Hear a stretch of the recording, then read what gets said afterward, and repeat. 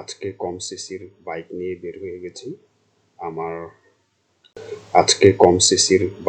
বের হয়ে গেছি। আমার এখন আছে সিটি80, হোন্ডা সিটি80। এটা নিয়েই 4 লেন মহাসড়কে বের হয়ে গেলাম, ঢাকা টাঙ্গাইল মহাসড়কে।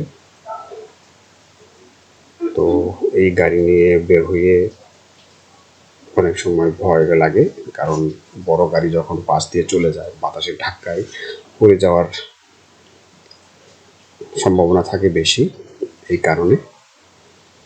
তো বন্ধুরা, আমার রকো ট্রাভেলার্স চ্যানেলের পক্ষ থেকে আপনাদেরকে আন্তরিক ধন্যবাদ ও শুভেচ্ছা জানাচ্ছি। আপনারা যে যেখানে থাকেন ভালো থাকেন, সুস্থ থাকেন, এই কামনা করে আজকের এই ছোট্ট ভিডিওটা শুরু করেছি। দেখছেন কিভাবে যায় গাড়িগুলো। এই গাড়িগুলো এভাবে যখন যায় তখন ছোট্ট একটা বাইক সেটাকে ধাক্কা, বাতাসের চাপেই পড়ে যাওয়ার বেশিরভাগ ঝুঁকি থাকে। তবু সাহস করে বেরিয়ে গেছি। শুধু সাহস না, দুঃসাহস করেছি, কারণ এই 80 সিসি গাড়ি বাইক নিয়ে চলাটা, এই মহাসড়কে চলাটা খুবই মুশকিল। এটা টুকটাক গ্রামের রাস্তাগুলো দিয়ে চালানো যায়, কিন্তু মহাসড়কে বড় বড় গাড়ি, হাই স্পিডের গাড়ির বাতাসের বাড়িতেই পড়ে যাওয়ার জন্য সম্ভাবনা থাকে বেশি।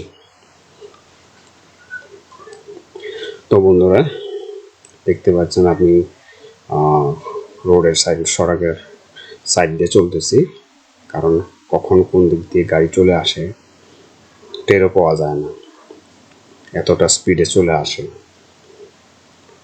আর মহাসড়কটা তো খুবই ভালো, আর সেই জন্য মানুষের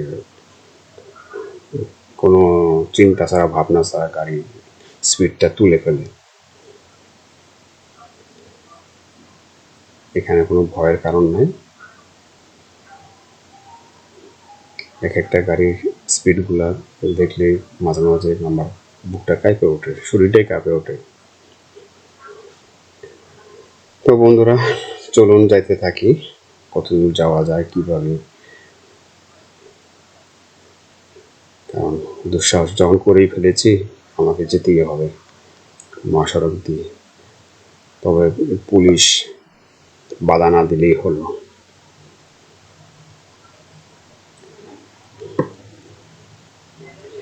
বাইক চালিয়ে অভ্যাস হয়ে গেছে মোটামুটি। কারণ আগে আমি 150 সিসি গাড়ি চালাইতাম, 100 সিসি, 135, 150 সিসি গাড়িগুলো চালিয়েছি, কিন্তু 80 সিসি গাড়িটা এই প্রথমবার চালাচ্ছি। কারণ ছোট গাড়ি অভ্যাস নেই চালিয়ে, তবুও চালাচ্ছি। বড় গাড়ির ওভারটেকিং করাটাও দুঃসাহস দেখাচ্ছি আমি, আপনারা দেখতেই পাচ্ছেন। সড়কটা অনেক ভালো,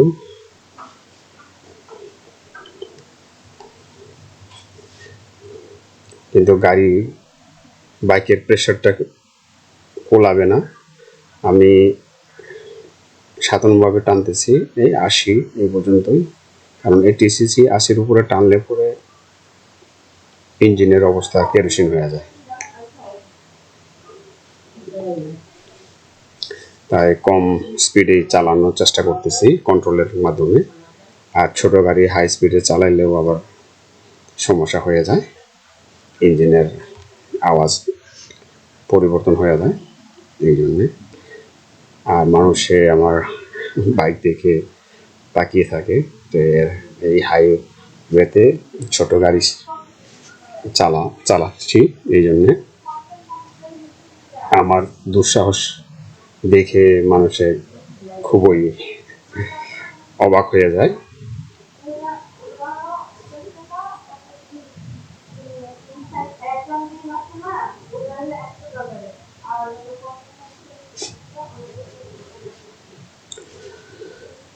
তো বন্ধুরা, চলতে থাকি, আপনারা দেখতে থাকেন।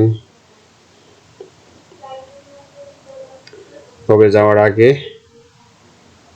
বিদায় নেওয়ার আগে আবারও আপনাদেরকে অনুরোধ করছি আমার এই চ্যানেলটাকে সাবস্ক্রাইব শেয়ার লাইক দিয়ে একটু সহযোগিতা করবেন।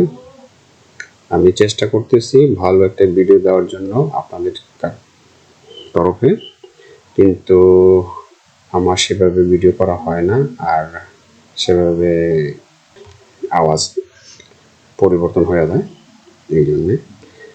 আর মানুষে আমার বাইক দেখে তাকিয়ে থাকে যে এই হাইওয়েতে ছোট গাড়ি চালাচ্ছি, এই জন্যে আমার দুঃসাহস দেখে মানুষে খুবই অবাক হয়ে যায়।